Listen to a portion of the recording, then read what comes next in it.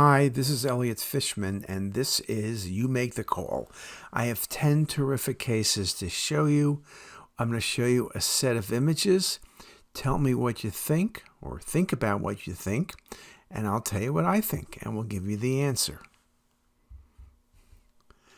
This patient has elevated liver function test. There's a large mass in the liver. It's somewhat necrotic, somewhat vascular. The liver has mild textural changes, but you can see there's prominent vessels by the hilum of the liver, which look like collaterals. So we're dealing with a mass that's causing cavernous transformation of the portal vein. Now, does this look benign or malignant? It's not a hemangioma by the enhancement. It's not FNH. It's not hepatic adenoma. It could be metastasis. That's a possibility, a large met, maybe melanoma. But the likely thing with the cavernous transformation is that this is going to be a primary hepatic malignancy, and the most likely thing is going to be hepatoma. So my best diagnosis indeed is hepatoma. Here's that same case with the cinematic rendering, a really nice example of classic hepatoma. Patient with back pain. There's soft tissue encasement of the aorta. You could say, well, how do I know it's not lymphoma? Lymphoma can encase the aorta, and you're only showing me 2 images, so I guess I couldn't totally rule out the possibility of lymphoma. You don't see any masses anywhere else, like in the kidney, but that really doesn't truly exclude lymphoma. When I see encasement of the aorta and it's pulled off the spine, like on the image on the right, I'm thinking about retroperitoneal fibrosis. Now, retroperitoneal fibrosis can be idiopathic, or there are a number of causes.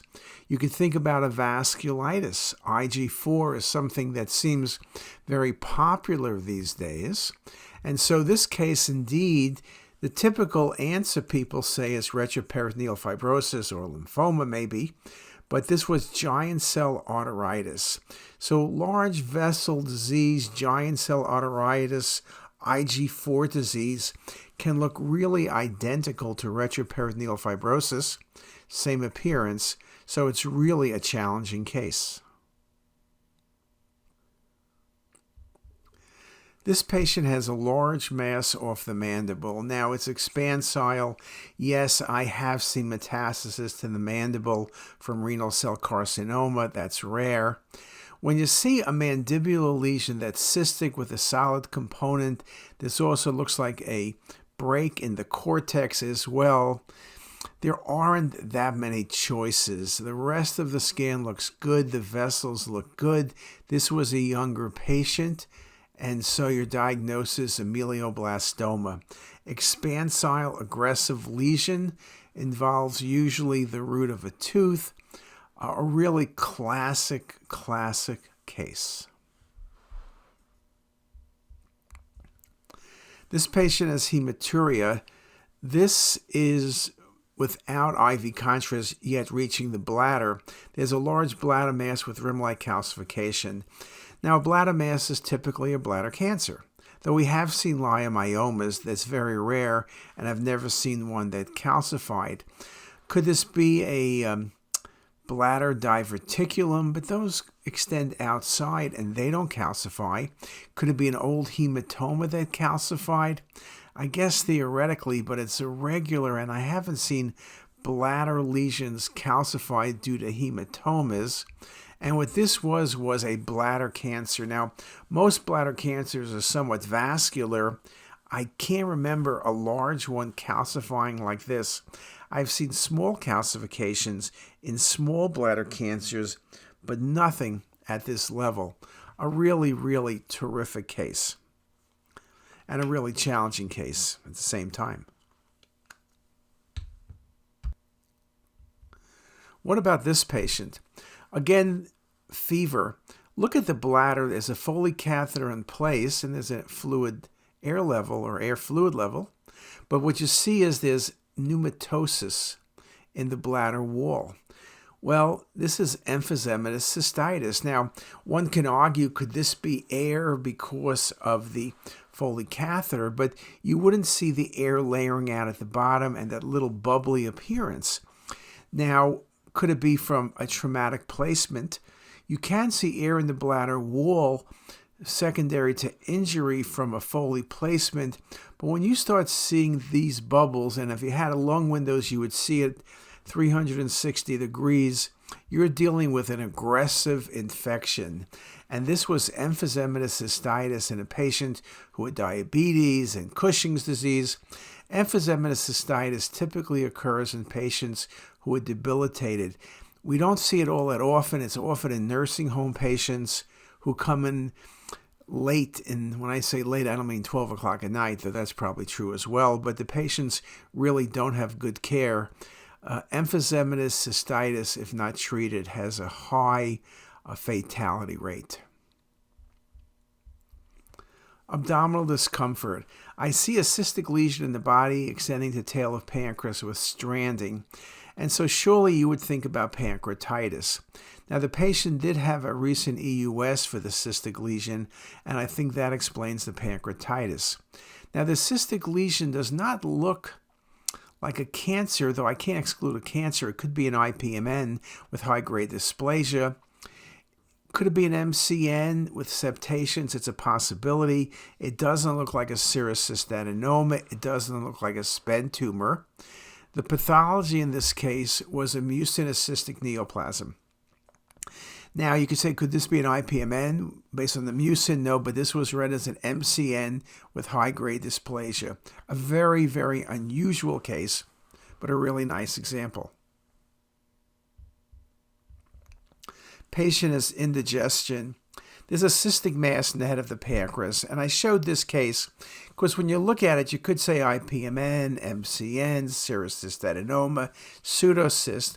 But when you look at this lesion that's 3.5 centimeters, the walls are irregular, they're thickened. This is simply a necrotic adenocarcinoma. Again, we always show fancy cases. We think about the cystic pancreatic lesions. But remember, you got to think about adenocarcinoma. Although typically it's low density, it's typically not cystic, like in this case, but it surely can be. Incidental finding. There's a cystic lesion in the tail of the pancreas with enhancement and faint calcification. It has septations. Obviously, you want to make sure it's the pancreas. You would have other images. But a lesion like this as an incidental finding, you got to be thinking about a serous adenoma.